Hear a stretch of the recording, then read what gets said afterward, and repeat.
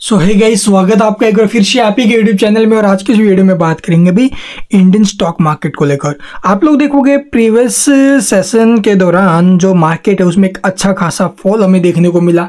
Sensex हो, Nifty हो, bank Nifty हो, निफ्टी आईटी हो, आईटी सेक्टर हो या small cap mid cap index हो, लगभग सभी में फॉल था भाई।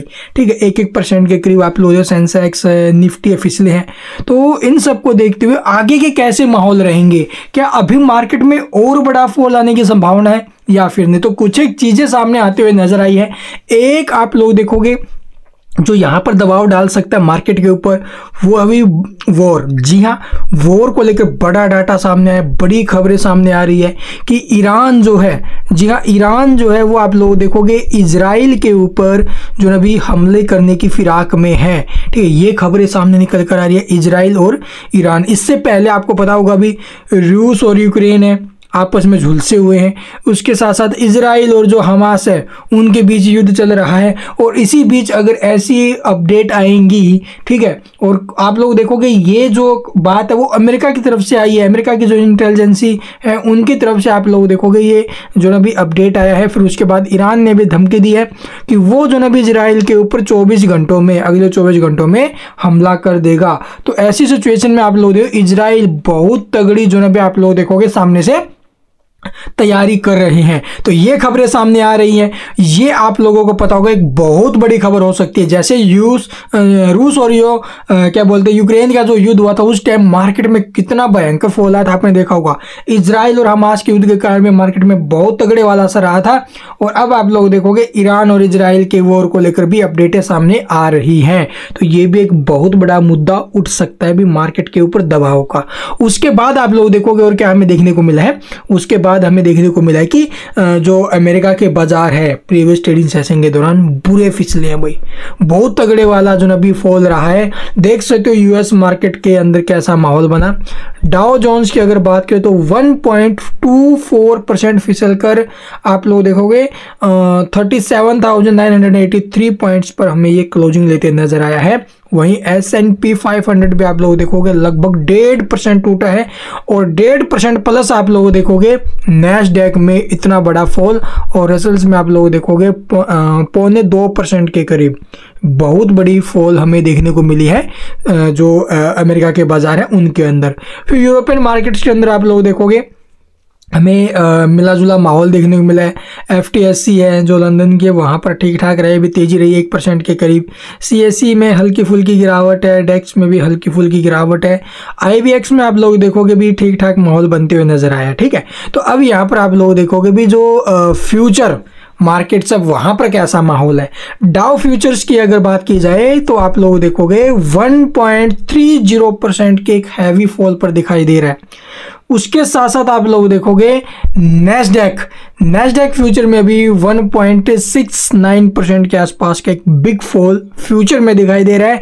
और वहीं अगर बात की जाए S&P 500 की तो वहां पर भी आप लोग देखोगे 1.46% के आसपास में फ्यूचर में गिरावट है।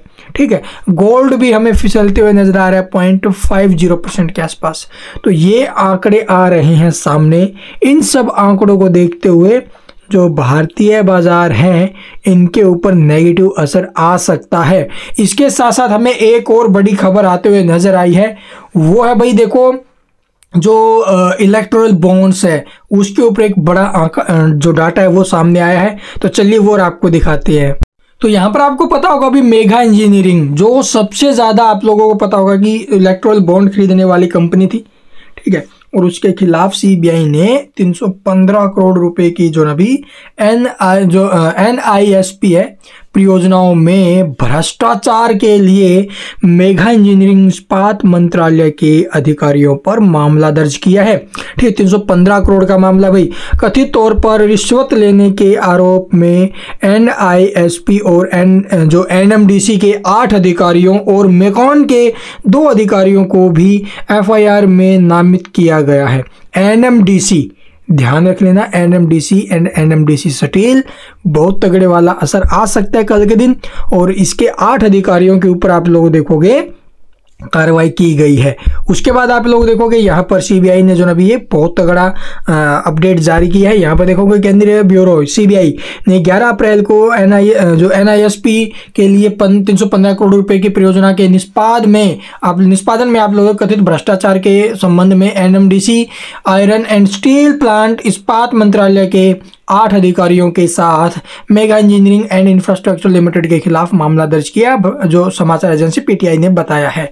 तो यहाँ पर आपको पता होगा भी 374 करोड़ रुपए के जो अभी इन्होंने बिल पास किए थे, ठीक है, बिलों को मंजूरी देने के लगभग 78 लाख रुपए, ठीक है, 174 करोड़ रुपए के जो बिल है वो पास किए और लगभग 78 लाख रुपए की रिश्वत के अंदर, ठीक है। तो ये एनएमडीसी और जो आप लोग देखोगे जो एनआईएसपी और एनएमडीसी के 8 अधिकारियों और मेकॉन के 2 अधिकारियों को भी इसमें एफआईआर में नामित किया गया है। बहुत बड़ा ये घोटाला सामने आते हुए नजर आया है और बाकी इसके ऊपर जो भी कोई अपडेट आई वो आपके साथ जरूर साझा करेंगे।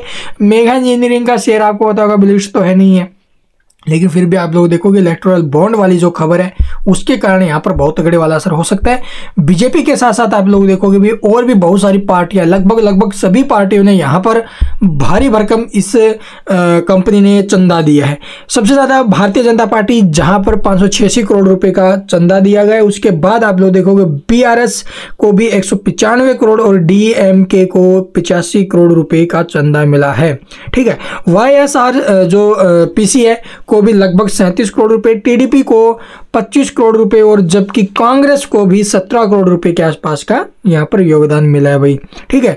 जो जेडएस या फिर जो सेना पार्टी और जदयू को भी आप लोग देखोगे 5-5 करोड़ के आसपास और 10 करोड़ रुपए का जो चंदा है वो यहाँ पर मिलते हैं, 5 से 10 करोड़।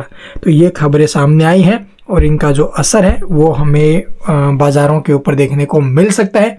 चांस है कि यहाँ से बाजारों में एक अच्छा खासा फिसलन हमें देखने को मिले और बाकी कोई खबरें आएंगी निकल कर वो आपके साथ जरूर साझा करेंगे। तब तक के लिए चैनल को सब्सक्राइब और बेल आइकन को प्रेस करके रखिए। अगर होल्डिंग है आपकी अच्छी कंपनियों में तो लॉन्ग टर्म के लिए इन्वेस्ट कीजिए भी, और बाकी अगर मौका मिले आपको गिरावट से पहले निकलने का वो एक अलग बात होगी। And thank you for watching the video.